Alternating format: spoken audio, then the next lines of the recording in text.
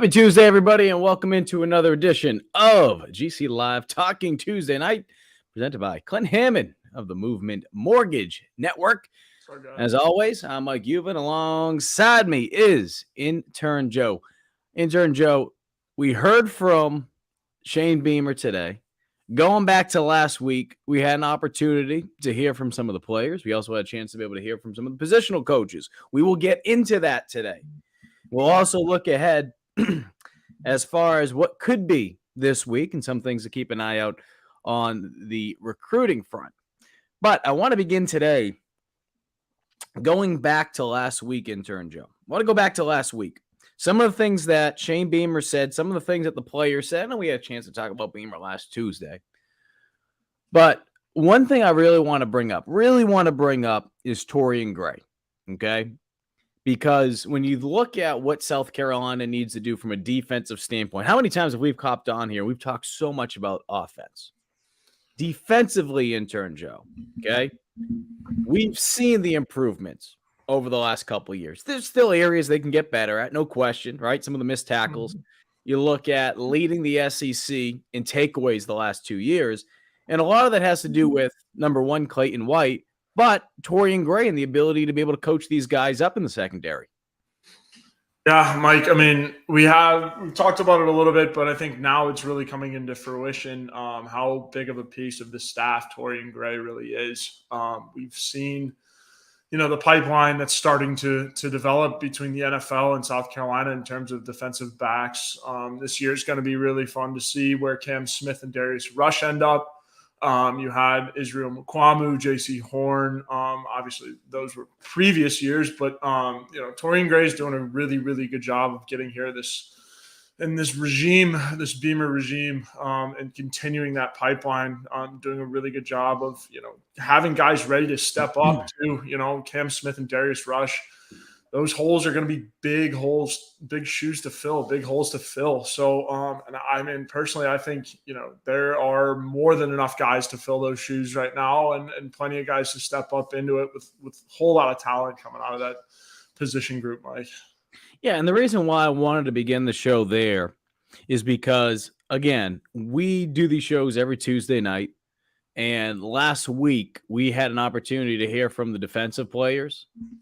And hearing Nick Eamon-Worry talk specifically about Taurean Gray and how he does everything he can to build relationships with you off the field. Now, look, I've shared some things from being a former player, and I'm sure you could talk to other players. That's part of it. But there's other coaches that you could tell, right? How many times have we talked about with coaches today about being able to read BS? Like you can hear, I mean, you don't even have to be a player, just in life. We can read BS now more than ever. So I say that because if we can do that in just everyday life, going down to 16, 17, 18 years old, and they can sniff that out through the recruiting process, and especially when they're being coached by you, they're going to be able to tell that right from the jump. So to hear Nick say that, a guy that's going into his second year in the program, yeah. I think it speaks volumes. And I think that is where Gray has been able to do a phenomenal job, whether you think about the relationships he's been able to build in such a short period of time with a guy like Jalen Foster, helping him becoming All-American. And again, obviously the talent has to be there. I don't want to take anything away from a guy like Jalen Foster or a guy like, Cam Smith. Cam was going to be good regardless. Okay. Go back to, his freshman year, the growth from freshman to sophomore year during the Will Muschamp era. He was going to be talented regardless.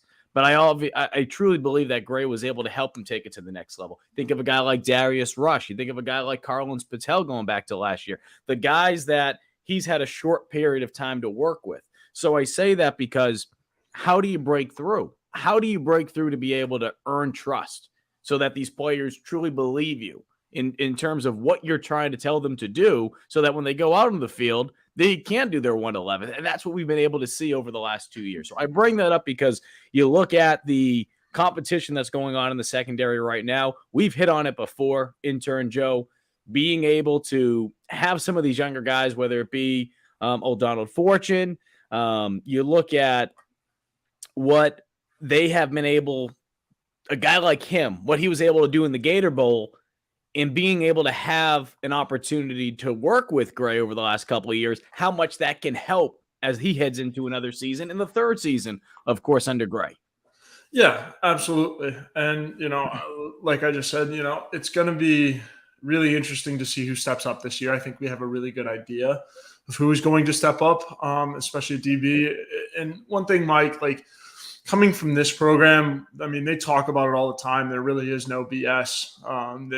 They're all really straight up. So you kind of know, makes our job easy. That's for sure. We don't really have to decipher what guys are saying that much. But I really haven't picked up on any guys trying to give any hidden messages or anything like that. Everybody's really, really straight up with just kind of everything. And so we can certainly tell that, Taurean Gray is doing his job well and certainly making an impact on a lot of these guys. Yeah. And again, BS, people can read it. Yeah, exactly. You don't have to be a friggin', 40-year-old, 50-year-old guy with a friggin' suit on in an office. All right. I mean, look, I'll tell you right now, everyone that's on here, whether it be a working standpoint, whether it be just everyday life, you can read BS. You can read BS. And I don't know if it's because social media, there's just so much BS out there and we're around it now more than ever that we're more, in touch with being able to read BS. Just feels that way. But these student athletes, they certainly can read it. So that's why I wanted to start with that. Where South Carolina is right now, there's 7 practices in. Saturday will be their first scrimmage. There's a couple things that I'm interested in being able to see, Intern Joe, that obviously we won't be able to physically see. We'll have to wait and hear from Beamer and the players on how things went. But one thing that I asked Beamer today, I think that is interesting because we've talked about the offensive line over the last, a couple months, really, going back to that Gator Bowl. Nick Gargiulo. Now, if you asked me about a month ago, 2 months ago, I would have said, all right, yeah, he's going to be the center. And I still feel like that could be very well the case. But when you look at the strengths and weaknesses of the other guys around him, and I asked Beamer this today, how much of it is more about the strengths and weaknesses of the guys around Gargiulo in comparison to what he does best? And what I'm trying to get at is if Gargiulo is really good, like, he can be a center, really good center, but you have other guys on the line that might play that position better. Is it better for the team to put him at guard? Or if there's guys that can play guard better than him or a tackle position. So I bring that up because I think right now that is one of the things to keep an eye on, that South Carolina truly doesn't know what they're going to do about the offensive line. And I don't think that's a bad thing. I think being able to have that versatility, like we've seen, you think about it more so from a defensive back standpoint, right? Cam Smith, perfect example. He can play defense. He can play corner. He can play nickel. With Gargiulo, he can do a little bit of everything. He can play a little bit of everything. Obviously, that center position, you need someone that understands what the hell you're doing. You need to have someone very smart there. And I'm not saying that by not having him here or another guy can't play that position, but certainly he brings the football IQ as well as just high IQ in general since he was coming from Yale. Yeah, Mike, I mean, Beamer did give you a pretty good response today about Gargiulo and just everything he's really about. Just talked about his flexibility, his ability to play guard too. And it was a really, really good answer, really solid answer from him. Just kind of talking about exactly what you just said, him being a smart enough football player to be able to do both, really. Everyone, I think, coming in assumed he was going to be the starting center, but now with just kind of the recent talks, sounds like he's going to play whatever they need. And that adds up, to be quite honest with you, coming from Yale, the whole captain narrative and everything like that. Gargiulo is a big body, a big force. He will do whatever it takes for this team. And obviously he has enough talent to be in the starting lineup, whether it do be at center, whether it do be at guard. I don't think, I think he could start at either or. Now it's just the question of, is this a better unit when you are starting somebody else at center and you're starting somebody else at guard? And I think that's not a ding on Gargiulo's ability to play center. I think it might just be, because we know how limited this offensive line is. And we've talked about that, Mike, for weeks and weeks and weeks on the show. But I think it's just a matter of the combination, right? If you're going to be able to, get the right guys in there at guard, and just the right, because Beamer listed a bunch of guys. I'm trying to pull it up. The list of guys that he said we're running with the ones. It was about 5 or 6 guys, and I'm pulling it up right now. I'll pull it up once I'm done with this point. But I think it's a matter of just you got to find the right guys, the right combination of guys, and it's all about, I mean, Mike, we talk about it week in, week out, the morale side of things too. You need guys to be comfortable where they're playing and stuff like that. And so if it means Tyshawn Wanamaker is more comfortable at, I believe, center, he plays center. If it means Wanamaker is more comfortable at center and he gives you the best look at that, and then you move Gargiulo over to guard, then so be it. I don't think it's because Gargiulo is, not as good at center. I think it's just a matter of you got to find that right combination, that winning combination in terms of the O-line. Yeah, we've seen Vershawn Lee out there as well. From some of my time being out there during practice, and we'll have an opportunity, I believe on Thursday is the next opportunity to be able to view practice. So those are some of the things I was thinking of today. Intern Joe, anything that stood out to you from what Beamer said today? Anything? Again, it was one of those press conferences that at this point, and you pray to God. I mean, you hope you have a press conference like that today, right? I mean, here we are, a couple of practices in. You hope that there's nothing major to report on. You hope that there's no injuries to report on. Is there anything that stood out, though, Intern Joe? No, I mean, it's just seemed like housekeeping pretty much. I thought, obviously, like Beamer being the guy that he is, shouted out the women's basketball team as he does, at the beginning. But yeah, no, I mean, nothing really. It was kind of just housekeeping, run-of-the-mill spring ball presser. Nothing really that stood out to me a whole lot, other than, there was one thing that did stand out to me, the quote about the quarterback from Connecticut that can help recruit an offensive lineman from South Carolina. I'm working on a story for Gamecock Central coming out here, I think relatively soon. Not sure when we're going to pub it, but so I think that was really interesting. And we can talk about that, Mike. I mean, just after we get to some housekeeping stuff here. But I mean, just like, it's really, really fun to see how much, this class recruits itself. And, it's been fun. But yeah, I mean, other than that, like nothing really stood out to me. I did think it was cool about the new hire as well. I want to let's get right into that, Intern Joe. Because Big Red says, who's the new hire on the football staff? I saw an article in passing. He's supposedly another NFL guy. That is exactly the case, Big Red. And he goes by the name of Sean Ryan. He spent the last 15 years in the NFL.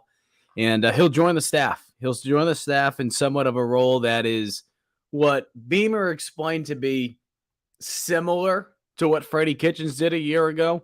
And I say that, take that for what it's worth. Don't put that in stone, like exactly what he did, meaning Freddie Kitchens is exactly what Sean Ryan's going to do. I mean, the beauty about analyst roles are that you can have flexibility with them. It's kind of like Gumby. I mean, you can pull it in 8 different directions. You don't just have to have it like a cookie cutter, So I think being able to have him on staff is tremendous. Number one, because you have another set of eyes that has done it at the NFL level. And how many times have we talked about over the last couple months with the number of hires South Carolina has made with some type of NFL tie over the last 2 years.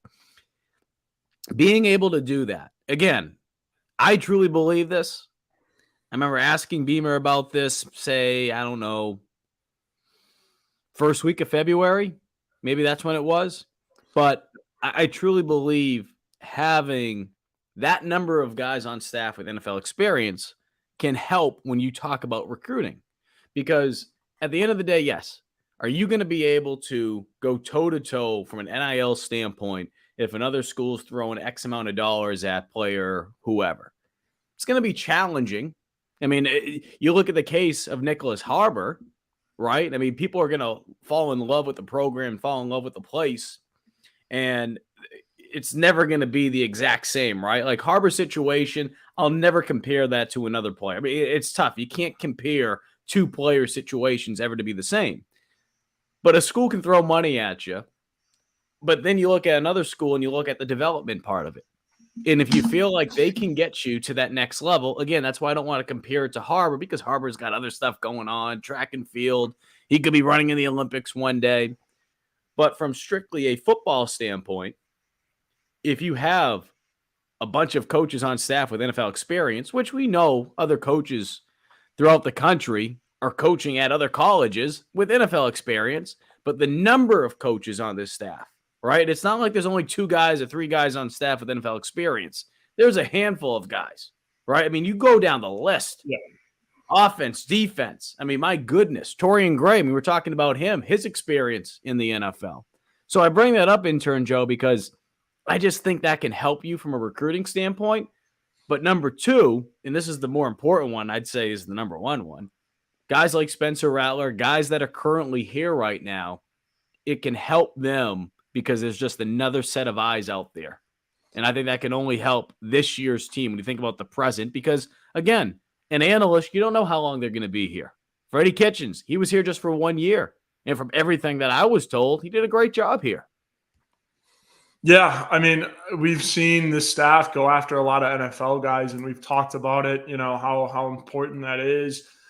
And I mean, my take on this whole thing is like, it gives the advantage where it goes to areas where NIL cannot, right? When you're promising, like the bigger schools are promising all these big dollar figures. Well, when you have a staff full of NFL guys, it basically says we have the coaches that will get you to that next level where it doesn't, money won't matter as much. You'll be taken care of regardless. So I think, it's another set of eyes. You're right, Mike. Another set of experience, if you will. And he worked with a lot of good quarterbacks in the NFL, kind of a similar track with Dowell. And I believe it was one of Dowell's guys that he wanted on staff. So I would trust that as well, make Dowell feel comfortable with his guys in the room as well. So good hire. And I think, Freddie Kitchens is a great example of just kind of the impact that he made last year. We saw the offensive line play definitely improve. So I'm excited to see, what impact he can have. And, I think it's a really good hire, to be honest, just for Dowell's sake, for his comfort level, making him feel comfortable. And again, it's always better when you have some of your guys in the lab with you working. So I think it's a big hire in terms of that. And I'll share a post or link, to the article that Colin Taylor wrote today. Has a little bit more background if you guys want to get to know Sean Ryan a little bit more. But to sum him up just a little bit, Billy O'Brien, who was the offensive coordinator last year at the University of Alabama, he's back with the New England Patriots. He worked for years under Bill Belichick and obviously worked alongside Tom Brady. But going back to the 90s, Billy worked alongside Shane Beamer when they were at Georgia Tech together. So I believe that's what Beamer said today. But Billy, of course, NFL, hopped around. Actually, an alum of my high school. How about that? Here we go. But with Billy, though, he worked alongside this guy, Sean Ryan. Ryan was most recently with the Carolina Panthers as the team's quarterbacks coach. Also was with the Lions, Texans, Giants. In addition to that, quality control and receivers coach for the Giants, and he also had a stop in Houston, spent some time at Harvard as a running backs coach, recruiting coordinator, was at Columbia, Boston College, Colgate, Albany. So I bring that up because, again, I don't know what Sean Ryan's role will be, number one, outside of some of the things you think are the obvious, which is, all right, probably help out with the quarterbacks a little bit, oversee some of the offensive stuff. But when I say what his role will be more so long-term, is this just a plug it in 1 year kind of deal, right? Because if he is here a little bit longer, based on some of the things that we talked about, I know that Pete Lembo has done a phenomenal job with being able to recruit that Northeast. And when I say the Northeast, I'm not even just talking about Massachusetts, Connecticut. I'm just talking about working your way up that way, right? You think about the Virginias and you're just heading up that way, the DC area. And I know they have some other coaches that work that area. I bring that up because what we're seeing with South Carolina is they're really expanding when it comes to recruiting. Mm-hmm. You need to be good in order to do that. All right. You can't just be a team that, slaps a couple slogans inside your building on the walls and say, all right, this is what we're going to do. No, you got to be about it. And South Carolina hasn't just talked about it the past 2 years. They've been about it. So that's why I feel like having a guy like this can help you from a recruiting standpoint. What we got here, Intern Joe? Mac and Dino asking, hey, Mike, do you think we're making too much of the running back position? I think running back is the only position on the field where you can get creative enough to lack if it's the case and still be a good team. I agree with this take. If you don't mind me taking this question on. Yeah, take it, Intern Joe. Yeah, absolutely. So, yeah, I mean, Beamer gave a really good response about the whole running back question today. He kind of listed the platoon that they got going with Juju, Mario, and DK. But, I mean, I think Mac and Dino are right on. I think, the platoon, a lot of good teams have had platoon, running games. And it's only when, you see one running back break out. I mean, and that's when they're a run-heavy team. And I don't necessarily think this offense when you have all the firepower and Spencer Rattler and Juice Wells and all of the weapons that they have at wide receiver, I don't think it's going to be a 1,000-yard rusher season, to be quite honest with you. So I love this take. And Mike, what you think? I think right now when we look at the running back position, especially when you think about the history of USC and how they have been able to produce some really talented guys. And you don't even have to go all the way back to the Marcus Lattimores or even go back to the George Rogers in the 1980s. I'm talking about over the last couple of years. Look at a guy like Kevin Harris, right? Leads the SEC in rushing, who's with the New England Patriots right now. So I bring that up because I think it has been natural just to look at USC over the last couple of years. And it's just like, all right, who's going to be that guy? I think with how South Carolina is built right now, and a lot of what we're talking about right now is going to be decided by how good the offensive line is, right? Run blocking, pass blocking, just in general. How's the blocking? So putting that off to the side, assuming that will be okay, which obviously is a big if.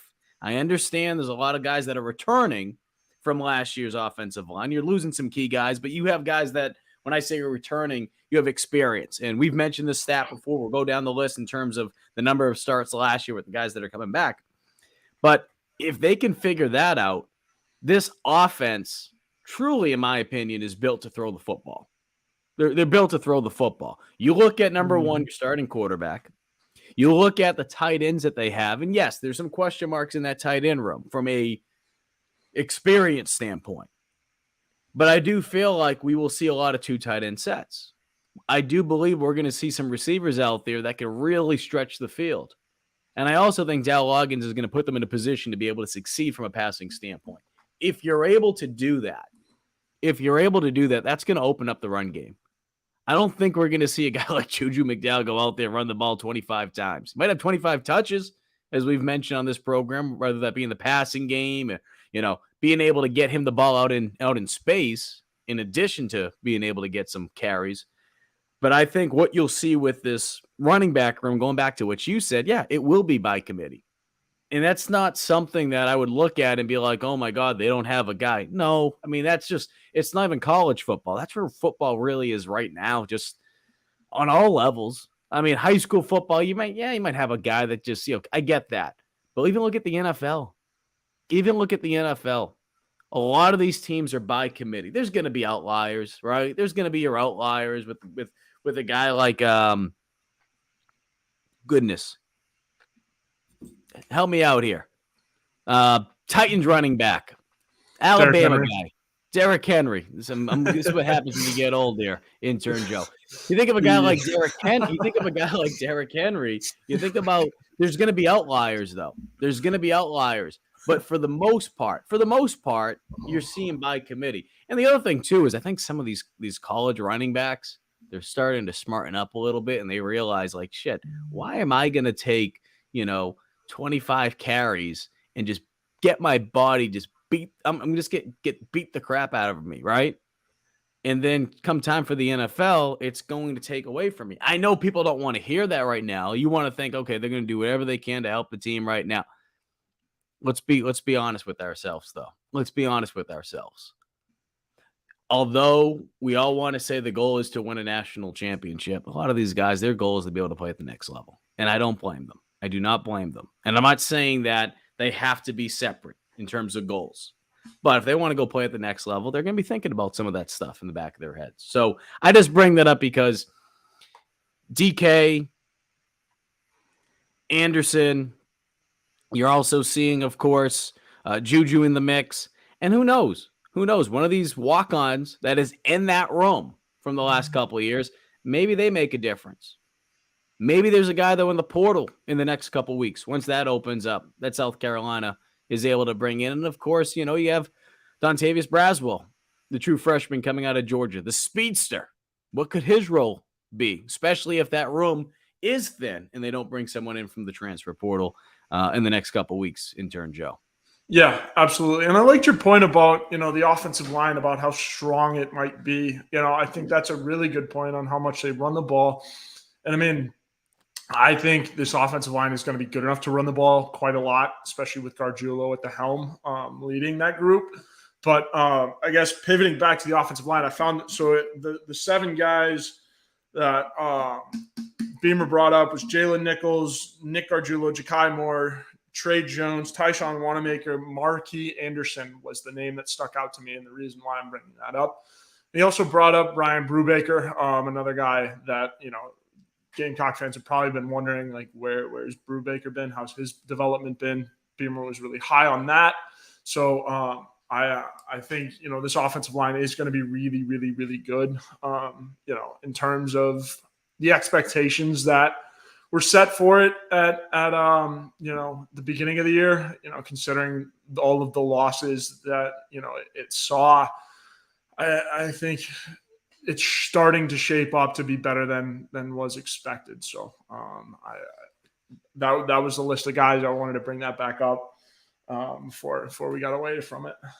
There's a couple other things I want to hit on here from the comment section. We appreciate you guys sending your comments in. So send them along. Keep sending them all in. We will get that answered for you guys. One thing that I do want to bring up, though, before we take a quick break and get to our ad reads, it's good news. It's not the most shocking news in the world, but it's something to definitely bring up, is that Jordan Strawn has officially been cleared by the NCAA for a 7th year of eligibility.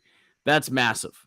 Now, again, if you've been following Gamecock Central, Wes has been talking about it, Chris has been talking about it. This isn't something that was shocking, but when you hear the word official, right? When something is officially done, it's always good to hear. So a guy like Strawn, as I've mentioned before, I can't look at him heading into this season and just say, all right, my expectations for Strawn are the same as they were a year ago. I had high expectations for him last year. I thought he was going to lead the team in sacks. That was my prediction, going back to our preseason predictions last season. Do I feel like that will be the case this year? No. But I feel like anything you can get from him is going to be the cherry on top. And the reason I say that is because he's gone through so many injuries, and it's a similar situation with Terrell Dawkins. I mean, when you look at that room, that edge room, the defensive ends, USC right now, we talk about being thin. They're injury prone. I mean, that's just the sad truth. And as much as I'd want to see these guys have success, and I hope they do, and I absolutely loved the answer that Dawkins gave me last week when I asked him about that mentality.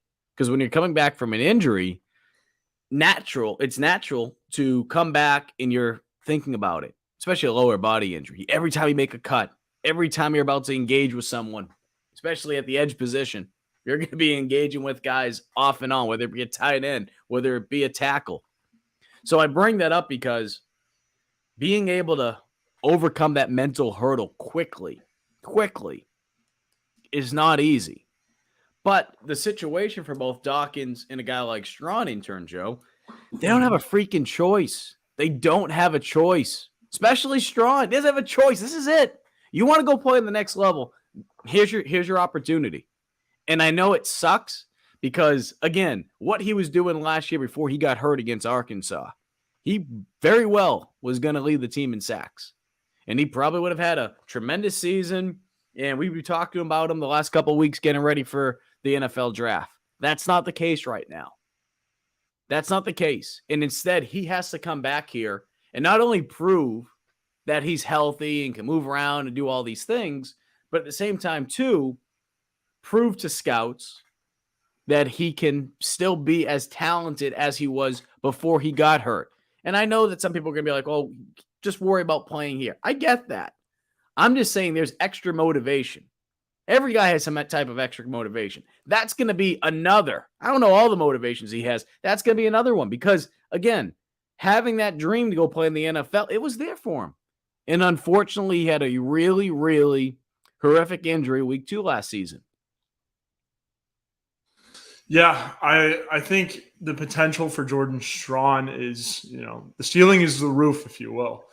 I think, we've seen what he can do defensively when he's healthy. So it's a matter of if he can be fully healthy and fully ready to go.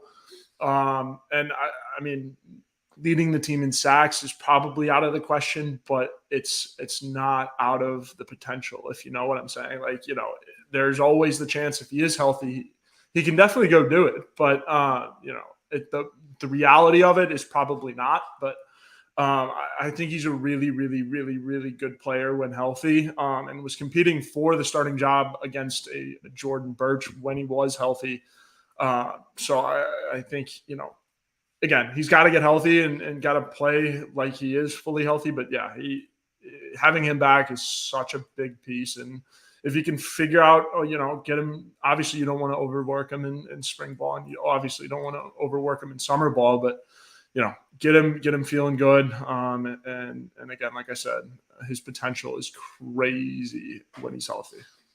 Speaking about potential, if you guys want to buy a home, well, Clint Hammond, he believes in you. He sees the potential. Give him a call over at the Mortgage Network. He'll get you all situated, help you find the lowest rates, and make that process a hell of a lot easier for you. He did that for our own Wes Mitchell, as well as former Gamecock quarterback Perry Orth. That number to call, 803-576-4450. Once again, that is Clint Hammond over at the Mortgage Network, longtime sponsor of Gamecock Central's GC Live. And today's program, Intern Joe, is also brought to you by our good friends over at Liberty Tax. Yeah, Mike, it's tax season. Taxiety is that uncertain feeling you get right before doing your taxes, but you don't have to go through it alone. The tax team at Liberty Tax in Irmo, Lexington, and Columbia will walk you through the process, clear up any confusion, and guarantee you'll get the biggest possible refund or your money back. It's tax time. If you're in a hurry for your refund, call the tax team at Liberty Tax. Fast, accurate, and guaranteed. On the other hand, if you think you might be owing Uncle Sam, talk to the Liberty Tax team. Make sure you're not paying more than you should owe. They'll find every possible deduction for you. Locally owned and operated, staffed by tax professionals from your neighborhood. Open 9 to 9 on weekdays, 9 to 5 on Saturdays with multiple service options. Start through the Liberty Tax mobile app or through the desktop portal. Make an appointment or just walk in. Give a call to upload your tax documents. And when you come in, your return will be ready to review and sign. Give them a call at 803-462-5576. Once again, their number is 803-462-5576. 5576. Give them a call for all of your tax needs, as it is almost April, Mike. Tax season as it is. Do you know that date, Intern Joe? I know it. I just want to see how much they're teaching you over at USC. No clue. I'm not a Darla Moore kid. Unbelievable. April 6th. I'll give you. You're close. At least you got the right month. April 18th. April 18th. 18th, yeah. Okay, that makes sense. Yep.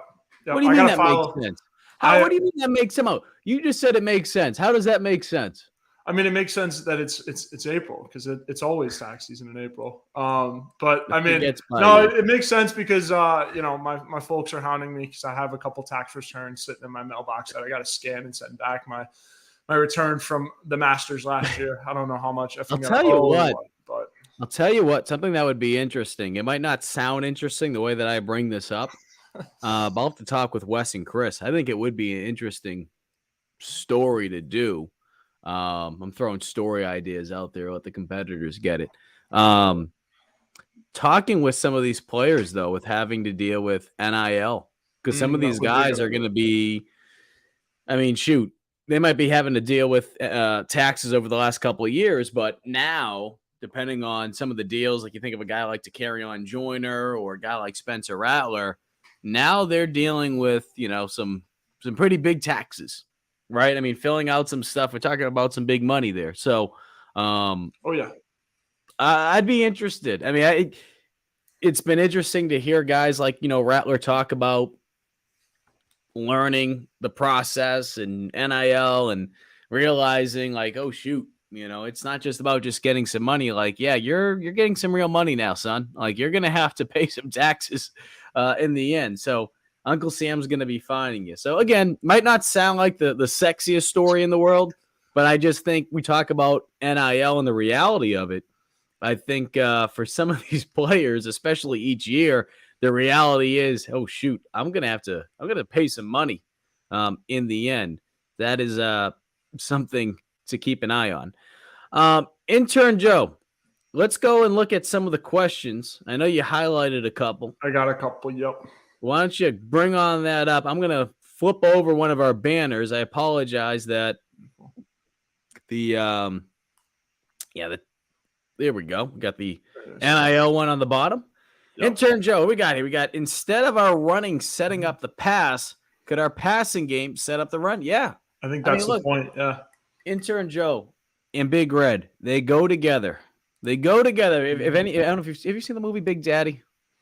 No, I haven't. Jesus, it's on Netflix right now too, and I almost watched it the other night too. So it's funny you bring that up. I need to watch it. So you won't get the reference, but they go together like lamb and tuna fish. I've heard it before, yeah. So I say that because God, you're killing me, Intern Joe. You're feeling way too old. You don't even know. I know, when it's a Sandler movie, so I need to have watched. Unbelievable. I know. The point being is, how many times we've talked about being able to run the ball well, to get guys to come down in the box, to be able to set the passing game, right? If you're able to do that, it's going to open up passing lanes because a safety is going to have to come down to help out in the run. And that's going to free up opportunities over the top, whether that be zero coverage, whether that only be one high safety. It's going to be able to help open up those passing lanes. We saw that last year. And what it looked like when South Carolina wasn't able to run the football. Look how different it was. Look at how they weren't able to really do anything from a passing standpoint, especially early on in the year. In some of those tougher games, they weren't able to get the passing game. They weren't able to get the run game going, so they struggled passing wise. If they're able to throw the football as well as again, a lot of it's going to depend on how the offensive line is and how much protection they get, because I don't know, come week one, you're going to play UNC. Mac Brown might just say, screw it. I'm going to be sending the dogs after Rattler. I'm just going to be putting pressure on them after pressure. And they're going to have to prove, meaning USC, they're going to have to prove that they can stop the pass rush. And if they can do that, okay, then we go from there. If they can get the passing game going, though, Intern Joe, right? What's going to happen? Well, shoot, they might have to throw another defensive back out there. They might have to move another guy out there. And because of that, instead of having a linebacker that can help defend the run, you might have a guy that's a little bit smaller who has some speed out there to defend the passing game. And that can help free up the running game a little bit. So, again, it goes hand in hand. And I think with South Carolina this year, I think the success of their passing attack will ultimately be able to help them get their run game going. Yeah, I think you and Big Red are hitting it right on the nose. I think the goal is to get the passing game going early and often. Like I said, you have so many weapons in the passing game. It's kind of unfair, but I mean, it's with the situation at running back, like we talked about. You kind of have to rely on that platoon. I think you have to use the passing game to set up the run, even though the typical pro style is run the ball and then you pass. But I think this offense is going to be a little bit more dynamic than that. By the way, Dowell has been talking about it. By the way, everyone else has been talking about it. But yeah, I think you want the passing game to set up the run, but you do want to establish a consistent run game every game, though, right? I'm trying to be a little bit of a devil's advocate here. You can't be a one-trick pony. Yes, exactly. Think of a youth basketball player. That's what I always compare it to. Think of a youth basketball player, little Johnny out there, and all little Johnny can do is dribble with his right hand. Well, think back to youth basketball. What would your coach say? Stay on his right hand. Stay on his right hand, force him to go left. If all you can do is throw the football, it makes it a hell of a lot easier because they're just going to be the defensive line. When they know that you're just going to keep passing, ask any good defense. I mean, I don't even ask a good defense. Ask any defensive lineman. All they got to do is put their freaking hand in the dirt and just take off. So, again, you have to be able to throw that changeup. You have to be able to run the football. But I think it's going to be the pass will be able to open up their run game. Usually you're talking about the run game being able to open the passing game. I just think based on what we know of South Carolina right now, until we see some type of success from the running backs, maybe it is the spring game, I think they're going to be working backwards, at least, again, right now. Yeah, I like working backwards as a point. It's as simple as this, right? Like you can't get to like the second quarter throwing the ball and just having a bunch of empty drives, 3 and outs with a bunch of incompletions. That's just not, you can't do that. You can't get to the second quarter with a bunch of stalled out drives by throwing the ball. So you have to run the ball a little bit, get the feet on the ground, let the offensive lineman block. And I've heard, Mike, you know it as well as I do. Offensive linemen do enjoy run blocking because they get to get downhill. They get to pull, just blow somebody out. Their favorite. Yeah, exactly. So, you can't have a bunch of incompletions early on in the first half because then, you're just going to get buried in games. So I think obviously the passing game is going to set up the run, but you have to establish a good running game because a consistent running game because it's the SEC. It's the best conference in football, and it's based on, you got to have a good running attack if you want to throw the ball. We saw what Tennessee did last year. They were nothing when you couldn't get the run game going. Mike, you watched the Tennessee game against South Carolina last year when they couldn't get the run game going. They were doing exactly what I said, a couple stalled out drives where they were throwing the ball all over the place and had a bunch of incompletions. That's what led to, the eventual burying of Tennessee when they were at Williams-Brice. So you have to establish a run game and get it going, fluid, consistent, all of the good stuff. But yeah, no, I like Big Red's take. The passing game is going to open up the run game, but I think, it's going to be vice versa too. It's going to work cohesively. And I think that's what Dell's trying to do here. But next question from Carolina, Joey, anything on Landon Sampson progression? So the only thing I have right now on Landon Sampson is that he has been getting more reps, and this even goes back to the Gator Bowl. And the biggest thing for him right now, from talking to people close with the program, is just being more consistent, being able to put one good day after another. That's his big thing right now. That's his big thing. Certainly bringing in guys like Eddie Lewis through the transfer portal, it creates more traffic in that wide receiver room. And look, you look back maybe, I don't know, even 2 years ago, then you go back 3, 4, you can keep going back. South Carolina, from a depth standpoint at wide receiver, they really haven't had the talent. They've had talented wide receivers. But it seems like it's usually there's just one guy. There's just one guy that has really made up that room, right? You look at when Brian Edwards was there. You look at when, Shi Smith, the year he had. I'm talking about one-trick pony. Yeah. If you took Shi Smith away, even with Debo, but my point being is when all those guys were there, it wasn't like and Brian Edwards, I mean, there was a lot of hype around Edwards when he came in as a freshman, and goodness, I think that would be 2016. So, Debo, he left after the 18 season. What I'm trying to get at is it's that each of those guys really had a breakout year, right? It wasn't like you had two guys that were really just going off. So I bring that up because the talent in this room, certainly it starts with Juice Wells. There's no question about that. Juice is arguably, if not the best wide receiver coming back in the conference this season. And based on, again, what the offensive line can do, you would expect him to finish towards the top again in receiving yards. I say all that because I would not be shocked if South Carolina is able to produce another top 10 receiving threat this year in terms of yards. I don't know I'd have to go back and look to find the last time that's happened, but my goodness, being able to do that, again, it goes back to being able to kind of help out with a thin running back room. If you're able to do that, it takes pressure off the running backs. So that's one thing I would say about that. Intern Joe, I know you've messaged me about it. Talking about wide receivers, there's actually a wide receiver currently on campus at USC. Yes, there is. What's that? Trajan Bridges, I believe. That's how you say his name. Former four-star OU wide receiver Trajan Bridges was on campus. Our guy over at USC Talk, Fisher Brewers, shout out to him for noticing that and making it live or putting it on Twitter. Shout out Fisher for that. But yeah, Trajan Bridges, very clearly and obviously on campus today. He was doing some work on his iPad by the fountain, and then also was at practice and stuff like that. So I think that's something to watch. Could add more depth at the wide receiver room too.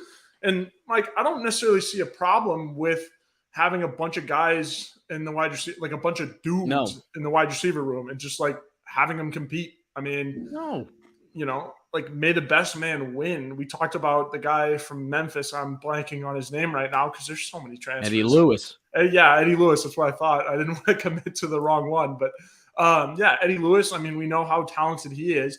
And so by bringing in, Trajan, I think it goes on and on and on in terms of talent this wide receiver room could have, and may the best man win, right? And you kind of need a platoon too at wide receiver because guys are going to be streaky, right? Like wide receivers, it's hard to find a really, really, really consistent wide receiver, especially in the SEC. So, it helps. It helps. Yeah, obviously, it helps you receive. Obviously, it helps Rattler. And there's competition. The other thing too, it helps is when Juice Wells lines up, what you want to do is, especially if that running back room is not established early on in the year, going into week 1 against North Carolina, you want to be able to have a threat on the opposite side that teams feel like they have to make sure they take care of. You don't want to just be, and again, this goes back to what I was talking about with Shi Smith. You go back and look at the statistics. Go back and look at the statistics of that season. That would have been 2020, the COVID season. Go back and look at the statistics. I understand that Kevin Harris rushed for over 1,000 yards. But from a receiving standpoint, you had Shi Smith, who was doing it all. Outside slot, okay? But when he was lined up on the opposite side of player XYZ, whoever the hell it was, teams weren't fearing that guy. They weren't worried about him. If you're able to find someone that can stretch the field, if you're able to find someone that can just catch the freaking football, catch the ball, what that's going to do is that's going to force teams to have to put 2 high safeties out there. And that will be able to open up that run game. It's also going to be able to help out a guy like Juice Wells be able to get more open. Because it's going to take teams are going to have to pick their poison, right? Are you going to put 2 high safeties? Are you going to try to put someone in the box and stop the run if you're able to get that going? It just gives your offense more to work with. So, again, going back to talking about Landon Sampson, I don't know when his opportunity is going to be, just because there's so much talent in there. But when he does get that opportunity, boy, if he can make the most out of it with just, again, doing the little things. And one thing I can tell you, that wide receiver room absolutely loves, that Justin Stepp loves, stock blocking. If you can block, I mean, it's not even just Stepp. It's also Dal Loggins from everything that Stepp was talking about last week. If you can stock block, you're gonna find a way to get onto that field. So that's what I would say about that. And staying with wide receiver, Hunter says, "Will Nick Harbor be the starting wide receiver?" No, he's gonna be a tight end. And I'm not trying to pick on you, Hunter, but he's gonna come in as a tight end. If you see him out in the slot, I can see them flexing him a little bit. If he starts, goodness, I'm not seeing him be a starter week 1, week 2, or anything like that. Depends how the season goes on. Obviously, as we've mentioned before, that that tight end room, you don't have the same experience in comparison to, say, that wide receiver room, or even I'd say the quarterback room. You have Doty there, of course, behind Rattler right now. And even some of the guys like Gauthier who haven't seen too much time in games. He's heading into his third year. So you have more experience is the word that I would use. But no, I can't see that. Big Red says, what about Tonka Hemingway possibly playing a power back in the goal line situation? Is it needed? Or do we have a big enough guy? I think you can never rule out having some D linemen play on offense. I mean, I remember Boogie out there, even going back to his Hammond days. He can move around. Birch, of course, and I know he's not here anymore, but we saw him play both ways. I think a lot of that's going to have to do with what Dal Loggins envisions with this offense. But packages, you can never rule out anything as far as that goes. Mac, Dino Podcast, I think Tonka will eventually be playing edge a lot this season. I think that's going to be his natural position in the league in the 3-4. If you look at his reps at edge against ND, he looked very fast. Yeah, I think, look, the beauty about Tonka is he's got size, but for his size, he moves so damn well. And you look at last year, right? Not exactly apples to apples, but you look at a guy like Zach Pickens. Zach was obviously playing inside, but Zach could freaking move. If we were heading into this season and Zach Pickens was back, I would not be shocked to see South Carolina use Zach on the edge a little bit, just because he's quick enough to do that.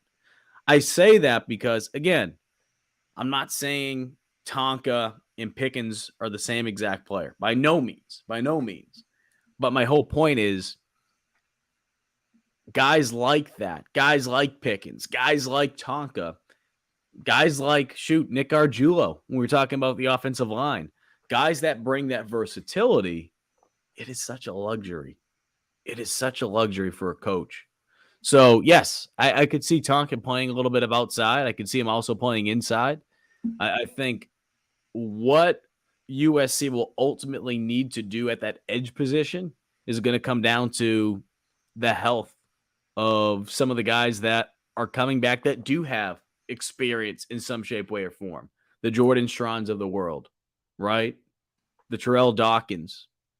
What are they going to look like coming back this season? And we've mentioned Westmoreland as well, getting work at linebacker as well as the edge position. He's a guy that could be coming in on packages. I mean, they have guys that can do it, but what is it going to look like from downs 1 through 3 or 1 and 2? Excuse me. That's the biggest question. You have guys that you can throw out there, and some teams call it their race car set because that's where they have the speed. They put the speedsters out there, the defensive line and edge. For South Carolina, again, they have guys that can move. Intern Joe, I'm not worried about that. I'm more worried about who's that guy that you trust on 1 and 2 so that when it's not necessarily a passing down and they're running the football, you feel comfortable that can go out there, do their run fit, do their responsibility. The run might be going away from them and they might be taking on 2 blockers, but you have confidence in them to be able to do their 111th. They're not trying to do too much. They take on the 2 blockers. As an old teammate would say, I feel like a freaking traffic cone out here. Sometimes you got to be the traffic cone. Sometimes you're not going to be the guy getting all the stats. Who can do that? Downs 1 and 2. I think that's the big question when you talk about figuring out that edge.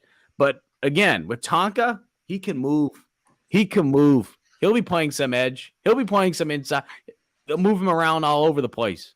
But again, it will depend on the health of that edge room and what they need to do ultimately to be able to put themselves in a good situation to succeed. Yeah, the Tonka truck, Mike. Tonka Hemingway is one of my favorite players on this team. He's electric. He can really do it all. He's going to start at defensive tackle, I think, alongside with Boogie Huntley. I think that's a given. But I mean, I would like to see some edge. Macandino, I appreciate you bringing that up because, edge is a position where they do need some depth. And so Tonka's definitely quick enough. And sometimes you need a bigger body in some of those sets to play edge. And I mean, Tonka's also, he's not your stereotypical defensive tackle. He's not the kind of guy that has just a bunch of weight and knows how to move it around. No, Tonka's built, kind of like an edge. And he came in playing edge, if I can remember correctly, and then they bumped him, put some weight on him, and moved him over to D tackle. But I mean, we've seen his quickness, his twinkle toes at Vandy when Kai Kroger threw him the pass. So I'm a big twinkle. Don't call him twinkle toes. No, the twinkle toe, like his ability to get out in the pass route and really show his speed. I mean, my dad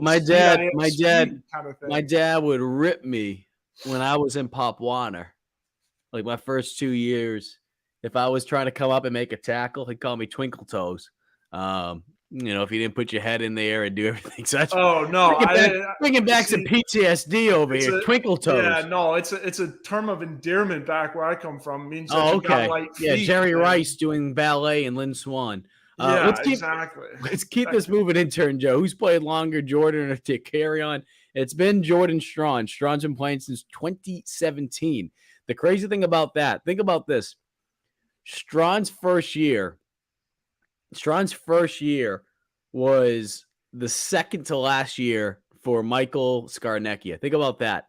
He came in the year after, and again, he was at a different school. He wasn't at South Carolina to start, but he came in for his college career the year after Perry Orth finished up his final year in 2016. That's how long he's been playing college football. That technically would have been Jake Bentley's freshman year if he had not left high school early. Pronunciation guide. I'm sure there'll be some that will come out in this for the spring game. I was thinking about doing something for Gamecock Central about it. I don't know if it's worth the whole article. I don't know. But we'll see. I mean, they come out with some of them, intern Joe. Maybe we'll put it on the message board or something. So stay tuned. Tight end room is going to be exciting. SC Scout Guide. I think there's a lot of potential.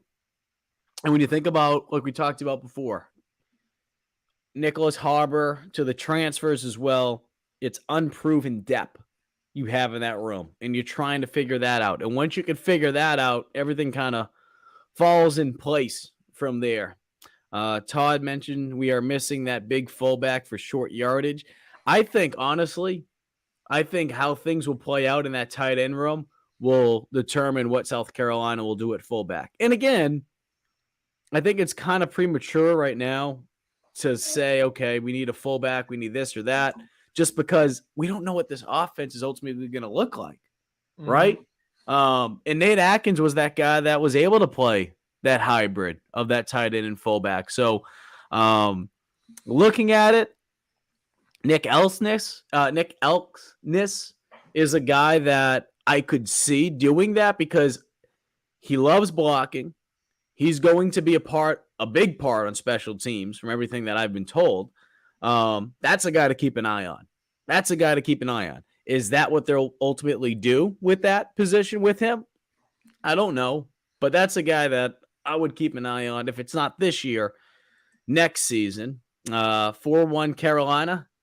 Denny, home Caleb run. Denny. Hey, Mike. Andrew Denny. Eister. Andrew Right. Eister. You didn't even get the Colin reference Taylor. from Friday night. Yeah. Andrew Eister, Colin Taylor, and I asked Eister about breaking a slump, and I brought up Denny on foul balls. So is that a bump? Yeah, I think so. Coincidence? I think not. Moving right along. Baseball has been exciting. Yeah, it has been. It really has been fun. As a college coach, are you more worried about setting up guys for the NFL or to fit your setup? Ultimately, Big Red, you need to be able to do both, I feel like, because you want to be able – I mean, you think about it. Guys are coming in, and you want to make sure that you're putting a product out there that's going to be best for the team. There's no question about that. The unfortunate reality is this, though. You can't just plug guys in to fit your scheme sometimes, especially nowadays. And I'm not saying I agree with it, but if a kid wants to enter the portal because he doesn't feel like he's being used the right way, he doesn't feel like his skills are being displayed in a manner of which he would like them to, he's going to go elsewhere. So sometimes, as we saw from this past offseason, it doesn't always hurt because South Carolina was able to reload at a lot of those positions. Running back, of course, they're still trying to figure that out because of some unforeseen circumstances with an injury that sidelined a career. So I bring those things up because as much as I want to lean towards, okay, you got to take care of the present, right? You're coming to the University of South Carolina, you're going to college X or university, whatever. You want to be able to win as a coach and get those players to be at your program, and that's exactly what you want to do. But I think a part of you're thinking about that, Intern Joe. I think it's tough not to acknowledge just because of where the sport is, whether you agree with it or not. Yeah, I think, you're trying to do a little bit of both. You got to play both roles because you want guys to develop into pro players because that looks good for your program. But, you want – I think from a football IQ standpoint, obviously you're putting them through your offense and stuff like that. And, there's so many teams out there. And I think, in the SEC, it's the closest thing you're going to see to pro ball in terms of athletes and body type and whatnot. So I think it's really, really, really, really, really similar in terms of, athleticism and like the type of body that you want moving to the next level. And then I think the rest, it's just, setting up whatever offense. Like you're going to learn a new offense wherever you do end up going in the NFL. So Big Red, I think a happy medium is a great point with that. And obviously, like I said, the SEC is the best conference in football, so it's probably the closest thing. Lenore Sellers, everything that we've been told that he's been doing a great job with his role right now. So much weight. He's moving some weight. He is moving some weight. Pretty good for a quarterback. Like a Jalen Hurts when you think about just the weight room. Yeah. And Elijah Caldwell. I'm interested to see his growth. I mean, it's one of those names right now that we're not going to hear that much of, but he's just doing his job. He's doing his job. We talked about just the depth at wide receiver right now. I'm interested to see his growth and his opportunities this spring in terms of what we hear from scrimmages, right? You have a great opportunity in some of those scrimmages and leading up to the spring game itself to really start to make a name for yourself. And, if you're not getting your opportunities out there from an offensive defensive standpoint, as we all know, if you want to make an impact on this team on special teams, that's a hell of a way to be able to make a name for yourself. So that's certainly another good opportunity for you. Todd says, how many true freshmen do you see in the 2 deep this year? Todd, I think it's right now, and I'm not trying to dodge your question. I think right now that's tough to say just because I do feel like South Carolina will add a piece or two, if not some more, through the transfer portal in the next couple weeks. And I say that because I know for certain that there's been numerous players that are interested in joining USC that are currently in the portal. How those numbers all shake up will determine how many players actually leave and, the needs, do they fit the team? And because of that, I think it's just tough to say, all right, I'll make this up. Okay, safety or corner. All right, yeah, this guy will be here. They bring a transfer in. I mean, that changes everything. And now, not just that, but you could have a guy sliding over to a different position, right? I mean, you could have a corner sliding into nickel. So I just say, let's wait on that. But as far as true freshmen this year, I think this team's just more established. Pup Howard, he's been missing some time. He's back out there on the field. I think is, Beamer was talking about today. Nothing too serious. Pup would be the guy that I could see being the one that could have the leg up right now in terms of seeing time. I'm not saying starting necessarily, but in terms of a two deep, Braswell, just because of the depth at running back, but still, I feel like that running back room is going to start to shape up a little bit more as we get closer to August. Again, let's wait. Let's just wait to see how. Any thoughts on that, Intern Joe? Yeah, I mean, I think Pup is probably the likely choice. Marquis Anderson, knock on wood. Marquis another injuries. one. Yep. Yeah. Marquis, Big Tree, just those two guys for being here in January. Obviously, Nick Harbor would be another true freshman that would be in the two deep to some extent. Because they'll have Harbor at tight end, but I think he'll play more as Zulu could be another one. Yeah, McLeod. I think again they have they've brought in some talented players, no question about it. And I think even more when you look at next year's recruiting class, 2024, they're getting so many freaking guys here that have talent. I mean, you could throw in Harbor, right? You think at some point he'll be in the two deep, if not a starter towards the end of the season. But I think you're going to see less and less true freshmen starting at South Carolina. And the two deep, I'm not saying you're not going to see any next year, but I think you're going to see fewer and fewer. And the reason why I say that isn't because the talent's not there. I think you just look at the talent they've done from a recruiting standpoint. At some point, you only have X amount of spots, right? You only have 22 spots out there. And then you think about it from a two deep standpoint, 44. And I'm not even talking about special teams. So I say that because at some point, push comes to shove, you're only going to have so many opportunities for those true freshmen to get on the field in a two deep situation. Yeah. I do think there are some guys, though. I mentioned, Yumio Zulu is one guy that we have not talked about a lot, I'd say, on this podcast this spring, but he's certainly someone that has been doing, I'd say, everything that you could have hoped for so far. From a spring practice standpoint, gets here early. And we're talking about being able to add depth at a position where South Carolina is thin. South Carolina is thin right now at edge. That's no secret. And I think it's a good point, Carolina Joey. I think it's a good point to bring up Yumio Zulu just because, again, you think of some of these positions where USC is so thin at, and as I went back to before, Jordan Strawn, right? Terrell Dawkins, two guys that could be starters week one, right? You think at least one of those guys will be starters, if not both. You pray that they can make it through the season healthy. You pray. But, again, they're injury prone.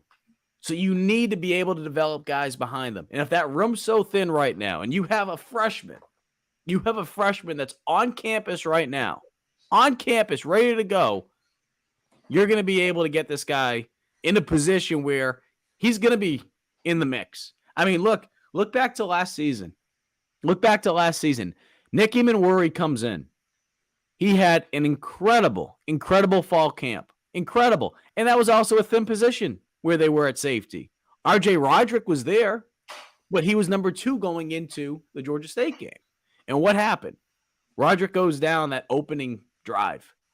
Eamon Worry comes in and kind of Wally pipped him, right? Lou Garrick, came Yep. in, and he didn't look back.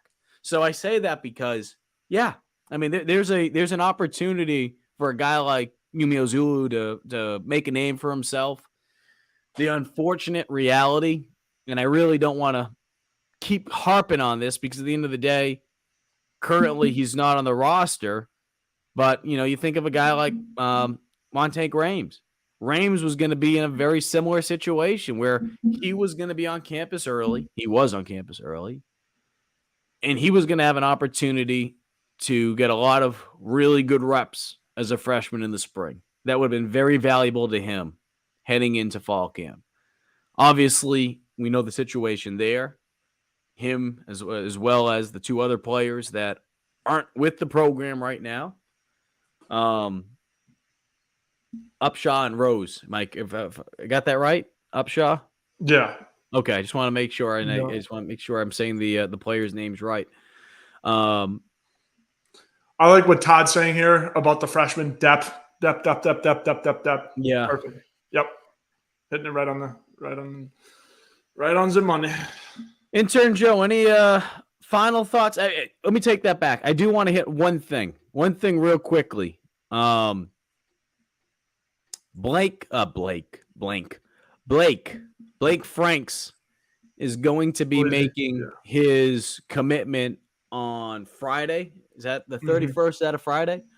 Yes, I believe South Carolina is in the mix to be able to land him. I want to just pull up the big board here, the RPM, and kind of give you guys an idea of where the crystal ball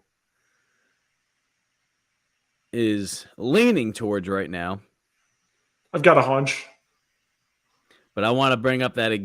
Let's see. Here we go. This is all on On3 if you guys want to take a look at this. But Blake Franks. Blake Franks. He is the 10th overall prospect in the state of South Carolina. I'm going to share the screen here, Intern Joe, so that our viewers can see this one. Make sure I remember which one I had it on. Let's see. Here we go. Share screen. Here we go. So, as you can see with Blake, okay, South Carolina, according to the recruiting prediction machine, Gamecocks, heavy favorites to land the 6'5", 315-pound interior offensive lineman. And look at some of the schools there.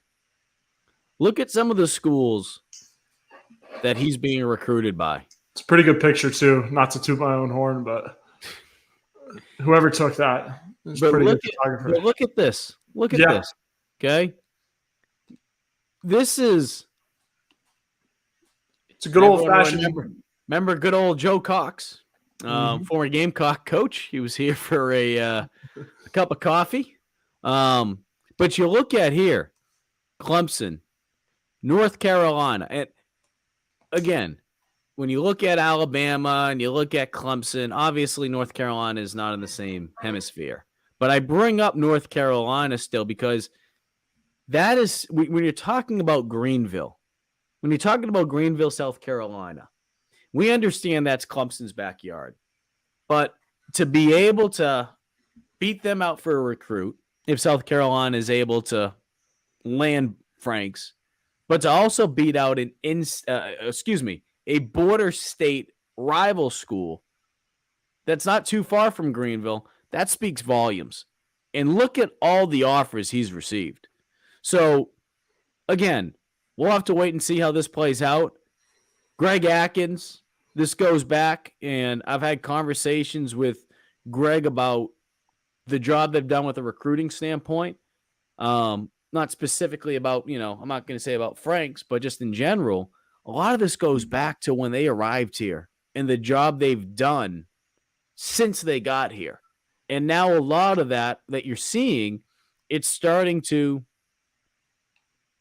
flourish. I mean, it's like planting a seed a couple years ago, and now it's a big old tree. So that's what South Carolina has been able to do, Intern Joe. And again, there's 2 welcome homes that are out there. And perhaps one of them will be on Friday. We'll have to wait and see. But Frank's, of course, is out there. And the other one, too, couple just to look at before we wrap things up here, Intern Joe. Mm-hmm. Right? As we look at South Carolina, excuse me, going back to the state of South Carolina here, Josiah Thompson, okay, he still has not made his commitment yet. And then you look at that, right? Cam Pringle, already committed. Mazio Bennett. These are the top athletes and players. I didn't say athletes because just players. I don't want to confuse people with position standpoint. These are the top players from the state of South Carolina for the class of 2024. And as you see here, we'll have to wait with Thompson. They could be in a very similar position that they were a year ago with being able to land the top guys from South Carolina. And look at this. 4-star, 4-star, 4-star. Josiah, of course, the number 2 player for his position nationally from Dillon. Kelvin Hunter, he's also there. And it looks like that's a heavy favorite for the Gamecocks. So again, what South Carolina is doing right now is incredible, but a lot of it goes back to what they were able to do a couple of years ago when they first arrived here, Intern Joe, which was build relationships early and make promises that you feel like you're going to be able to keep. And I'm sure a lot of that is, hey, we're building something special at South Carolina. You'll see it. And that was 2 years ago. Well, fast forward now, 2023, these players are seeing it. And I think seeing other talented guys, especially from across the state, which reminds me a lot of the Lattimore days with Alshon and Lattimore saying, you know, because Alshon went there, that's why I went there. They know who these other players are. They know who these other players are from across the state, whether it be a guy like Marquis Anderson, right? Guys at Chapin or wherever the hell they are. They know how talented these guys are, and they're going to South Carolina. It only helps USC's odds that much more of landing a very talented, and not just a very talented player, but some of these talented players from the Palmetto State for the class of 2024 and beyond. Yeah. Absolutely. I mean, I think, you know, they've talked about it, right? This whole staff has talked about the importance of recruiting in state. They want to keep guys home. And we look at, you know, Blake Franks, like he wants to stay home. Like all of the top schools in his recruitment are within, you know, the area of Greenville. So, I mean, I think it's in a geographical data like that, because you're going to get guys, you know, obviously you'll have guys that are willing to go far away from home and whatnot, but like, if you have guys that want to stay close to home, you got to win those battles because we're in the SEC. And you're competing against a Clemson, you're competing against North Carolina. Granted, they're not SEC teams, but I mean, every school is kind of littered within, you know, a little 100-mile radius or something like that. So, I mean, it's close, it's tight. So you got to be able to win those, and to be able to keep the in-state guys in-state is huge. It's how they did it in the 2010s, and you know that's what Beamer's trying to do now. So I think it's big. The Blizzy Blake Franks, one of the best nicknames in this recruiting class by far. So be sure to follow Gamecock Central on Friday to see whether or not Blake Franks will be staying home to play for the Gamecocks, as well as women's basketball. That is when they will be taking on Caitlin Clark and the Iowa Hawkeyes in the Final Four. He's Intern Joe. I'm Mike Yuba. Thank you guys for listening to GC Live Talking Tuesday nights. If you missed any of our program tonight, you can go back over to the Gamecock Central YouTube page and watch this show in its entirety. Or if you're more of a podcast listener or on your way to work or maybe around the office, you can listen to it on the Gamecock Central podcast platform. Have yourself a good Tuesday night, and we'll do it again next week.